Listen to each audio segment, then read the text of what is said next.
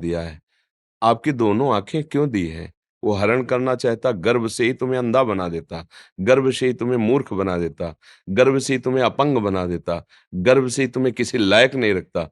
है ना कोई महान, है ना कोई ईश्वर जिसके आश्रय से संपूर्ण सृष्टि चल रही है। जल में नाव की तरह पृथ्वी टिकी हुई है। आस-पास जल, नीचे जल और टिकी हुई। कौन है जो इस धारण शक्ति प्रदान कर रहा है? कौन है जो ये ऑक्सीजन दे रहा है? कौन है जो पूरे जीवियों को, अनंत जीवों को, जिनका सबका मनोभोजन है एक बार का, उनका भरण-पोषण कर रहा है? वो विश्व का भरण-पोषण करने वाला कोई है। कोई है जिसके शासन से सब चल रहा है, वो है प्रभु। उसको महापुरुषों ने अनुभव किया है। जैसे माँ ने अनुभव किया पिता से, ऐसे माँ के आनंद अनुभव का परिणाम हम हैं। तो संतों के आनंद अनुभव में जो परब्रह्म परमात्म तत्व, हित तत्व, प्रेम तत्व जो भी उसे बोला जाए, वो जो आया, बस उनके वचनों पर विश्वास कर लें। प्रथम इस मार्ग में, अध्यात्म मार्ग में श्रद्धा काम करती है। प्रथम हृदय श्रद्धा जो करे, आचार्य जन जाय अनुसरे। जहां हमारे हृदय में श्रद्धा और विश्वास हुआ, वहीं हमारा काम बन जाता है।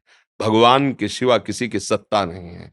अभी भगवान इसके अंदर से अंतर्धान हो जाए, तो जो शरीर आपका पद में है, जो शरीर आपका कई लोगों को प्रिय है, उसी को प्रियजन भस्म कर देंगे। अर्थात आपको कोई प्यार नहीं कर रहा था। आपके अंदर जो तत्व विराजमान था उसको प्यार कर रहा था। अनजाने में भी भगवान का ही यहाँ सम्मान हो रहा है, भगवान का ही प्यार हो रहा है। वो जिस क्षण अंतर्ध्यान हो जाएंगे, उसी क्षण इस शरीर की ऐसी दुर्दशा की जाती है, आग में जला दिया जाता है, गाड़ दिया जाता है, फेंक दिया जाता है। है ना कोई ईश्वर? ये बात मानने के लिए संत का वचन ही प्रमाण होगा। अगर वचन को हम मान लें तो फिर बात शुरू हो जाएगी अध्यात्म की। मान लेने से सवाल हल हो जाता है। जब हम स्कूल में थे तो था कि मानी संख्या इतनी, तो सवाल हल हो जाता था। मान के ही जान सकते हो, जान के मानने की योग्यता नहीं रह गई है कि हम पहले उस तत्व को जाने।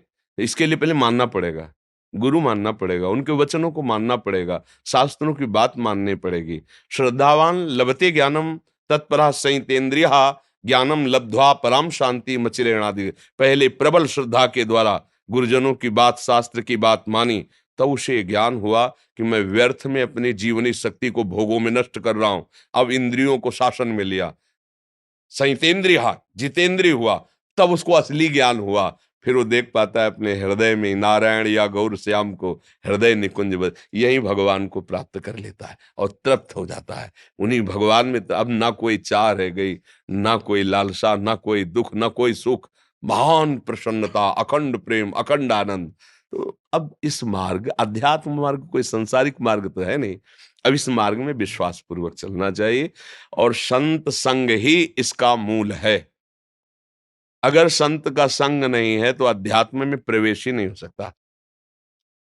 प्रेम और ज्ञान ये तो बहुत ऊंचाई की बात है। साधारण धर्म में भी चलने के लिए किसी न किसी महापुरुष का आश्रय लेना होता है, उसी से हम आगे बढ़ते हैं। सत्य वस्तु है, उसमें किसी के प्रमाण की जरूरत नहीं है। आपका भी हृदय कहता कोई तो है।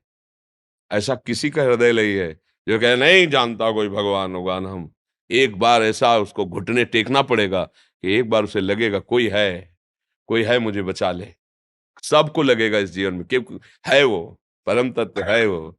तो उसको अभी स्वीकार कर लो तो बचाने की बात ही नहीं आएगी। आप और वो साथी हो जाएंगे। छिन छिन बिहरत संग, छिन छिन निरखत प्रेम भरी। वो कहीं दूर नहीं है, इतने नजदीक है कि शरीर बहुत दूर है, वो हमारे बहुत नजदीक है। वहीं बैठा हो चुपचाप मौन शांत तुम्हें देख रहा है। जिस दिन तुम प्यार से उसे पुकारोगे वो सह नहीं पाएगा, तुम्हें गले लगा लेगा। बस वो प्यार की जरूरत है और वो प्यार बाजार में मिलता नहीं। रे मन रसिकन संग बिन रंचन उपजय प्रेम। भक्ति कर दीप प्रेम कर बाती, साधु संगति करे अन्न दिन राति, तभी उसका अनुभव होता है। समझ पा रहे हैं आप?